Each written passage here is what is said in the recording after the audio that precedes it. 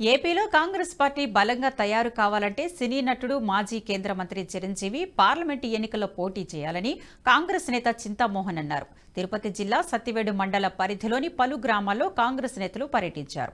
మార్పు కావాలి, కాంగ్రెస్ రావాలి అనే నినాదంతో ముందుకు వెళ్లారు. ఈ కార్యక్రమంలో పాల్గొన్న ఆయన రాష్ట్ర ప్రజలు మార్పు కోరుకుంటున్నారని తెలిపారు. సినీ నటుడు చిరంజీవి ఇంకా కాంగ్రెస్ పార్టీలోనే కొనసాగుతున్నారని గుర్తు చేశారు.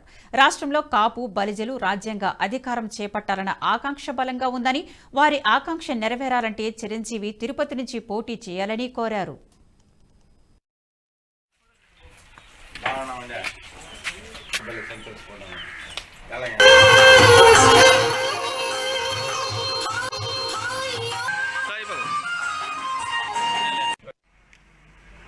సడన్ గా కనిపిస్తా ఉంది. ఒక 3 వారాలు 4 వారాల్లో ఎందుకు వచ్చిందో ఎట్లొచ్చిందో నాకే ఆశ్చర్యంగా ఉంది. చిరంజీవి ముఖ్యమంత్రి కావాలని కోరుకుంటున్నారు. చిరంజీవి గారు ఇప్పటికీ ఆయన కాంగ్రెస్ పార్టీలో సభ్యుడు. మరి ఆయన అంటే ముఖ్యమంత్రి అయిపోతాడు. ఈరోజు కాపులు, బలిజలు గత 10-20 సంవత్సరాలుగా రాజ్యాధికారం కావడం ఖాయం. మిగిలిన విషయాలు నేను మాట్లాడుకుంటాను ఢిల్లీకి వెళ్ళి.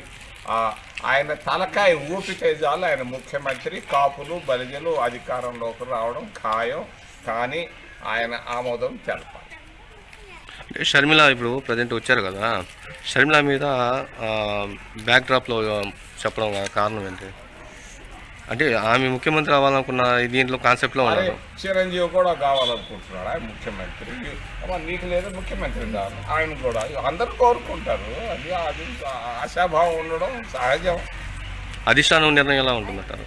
అయ్యా నేను ఇంకా మాట్లాడలా.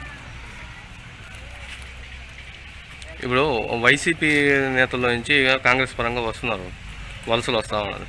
దాన్ని మీరు ఏ విధంగా, అంటే కొంతమంది దాంట్లో అవినీతికి పాల్పడ్డ వాళ్ళు అన్నీ ఉన్నాయి, వాటిని అంతా పక్కన పెట్టి మీ సొంత నిర్ణయాలుగా తీసుకుంటారా, లేకపోతే వాళ్ళు గ్రాస్ని బట్టి చూసి తీసుకుంటారా?